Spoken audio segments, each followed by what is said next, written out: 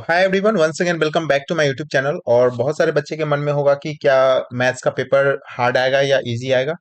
तो मैं तुम्हें डरा नहीं रहा हूँ, रियलिटी बता रहा हूँ।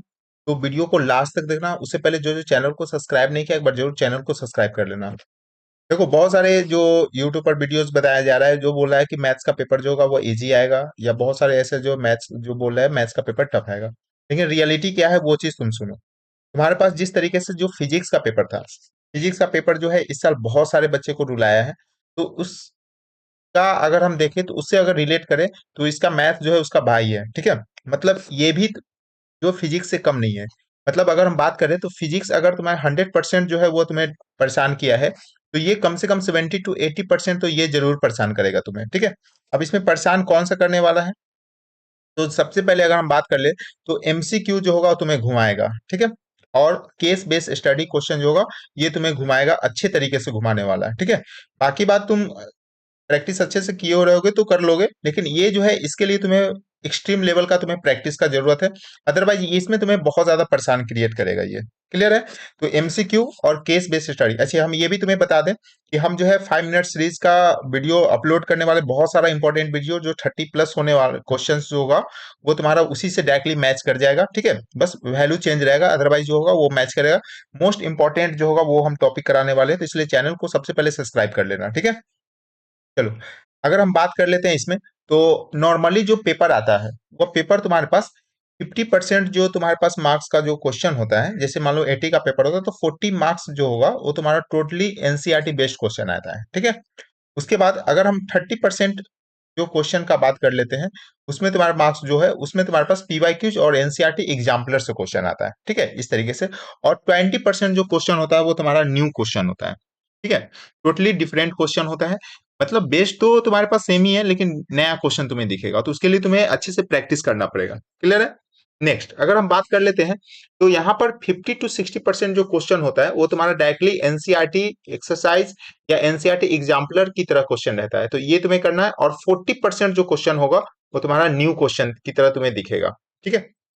इसको तुम कर सकते हो, इसमें कोई नया कोई टफनेस लेवल ज्यादा नहीं रहेगा, लेकिन कर सकते हो। लेकिन तुम्हें क्या करना पड़ेगा, प्रैक्टिस का बहुत ज्यादा जरूरी है, ठीक है। तो इस तरीके से फिजिक्स के पेपर की तरह ही इसका भी पेपर आएगा।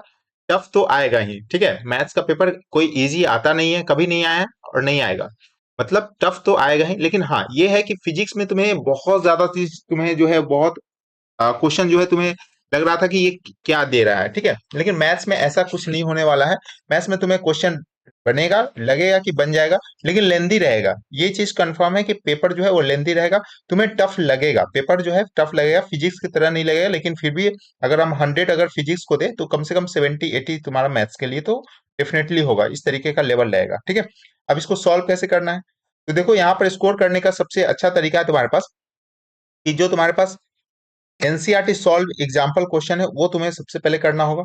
और एनसीईआरटी का एक्सरसाइज क्वेश्चन ये इंपॉर्टेंट है, हम वीडियोस दे देंगे तुम्हारे पास कि एनसीईआरटी में कौन सा क्वेश्चन जो है वो इंपॉर्टेंट है हर एक्सरसाइज का, तो इसलिए चैनल को पहले सब्सक्राइब करके रखना, ठीक है। उसके बाद आर डी शर्मा में जो भी तुम्हारे पास क्वेश्चन के नीचे लिखा हुआ सीबीएसई 2011 2015 इस तरीके से लिखा हुआ है, जो क्वेश्चन पूछा हुआ है वो चीज तुम्हें करना पड़ेगा, क्योंकि आर डी शर्मा अगर तुम करोगे तो बहुत सारा कंसेप्ट तुम्हारे पास क्लियर होगा, ठीक है। और फिर प्रीवियस ईयर क्वेश्चन तुम्हें सॉल्व करना है, एटलीस्ट 3 इयर्स का तो तुम्हें करना पड़ेगा, ठीक है। मतलब तुम्हारे पास 2023 का कर लोगे, ठीक है, उसका सिंपल पेपर भी कर लोगे, 2024 उसका सिंपल पेपर को जो भी है वो, और 2025 का जो सिंपल पेपर है, मतलब इतना तो तुम्हें करना पड़ेगा, ठीक है। ये चीज अगर कर रहे हो तो फिर तुम्हारे पास जो होगा वो स्कोर अच्छा हो सकता है, ठीक है। तो इतना करने के बाद तुम्हारे पास जितना भी समय है उसमें, जैसे अभी अभी जो है फॉर्मूला सीरीज हम लाए हुए हैं, ठीक है। तो जितना भी फॉर्मूलाज है उसको सबसे पहले अच्छे से कंप्लीट करो, ठीक है। ये कंप्लीट करने के बाद जो मोस्ट एक्सपेक्टेड क्वेश्चन होगा वो भी हम तुम्हें कराएंगे। तो ये सब करोगे तभी तुम्हारा मार्क्स होगा वो अच्छा हो सकता है। और जो भी तुम्हारे पास जहां से क्वेश्चन डायरेक्टली आता है वो चीज हम तुम्हें बता दिए। एनसीईआरटी तो तुम्हें करना ही पड़ेगा, एनी हाउ करना पड़ेगा। अदरवाइज तुम फिर डिफिकल्टी लेवल तुम्हारा हो जाएगा, बढ़ जाएगा, ठीक है। और केस बेस्ड स्टडी और एमसीक्यू तो ऐसे भी तुम्हारे पास टफ आता ही है, ठीक है। तो कुछ भी इंपॉर्टेंट अपडेट होगा, चाहे कुछ भी तुम्हारे पास इंपॉर्टेंट चीज है मैथ से रिलेटेड, वो हम अपने चैनल पर जरूर प्रोवाइड करेंगे। तो सबसे पहले एक बार जरूर चैनल को सब्सक्राइब कर लेना, ठीक है। और ये मान के चलो मैथ्स का पेपर भी तुम्हारे पास वह टफ आएगा ही आएगा, क्योंकि गैप भी तुम्हारा बहुत ज्यादा है। तो गैप देकर तुम्हें बताया जा रहा है कि तुम्हें अच्छे से प्रैक्टिस करना पड़ेगा। ये नहीं कि समय तुम बर्बाद करोगे और तुम्हारा मैथ्स में जो होगा वो हलवा क्वेश्चन आ जाएगा, ऐसा कुछ होने वाला नहीं है, ठीक है। तो मिलते हैं नेक्स्ट इंपॉर्टेंट वीडियो के साथ, तब तक जो चैनल को सब्सक्राइब नहीं किया एक बार जरूर चैनल को सब्सक्राइब कर लेना।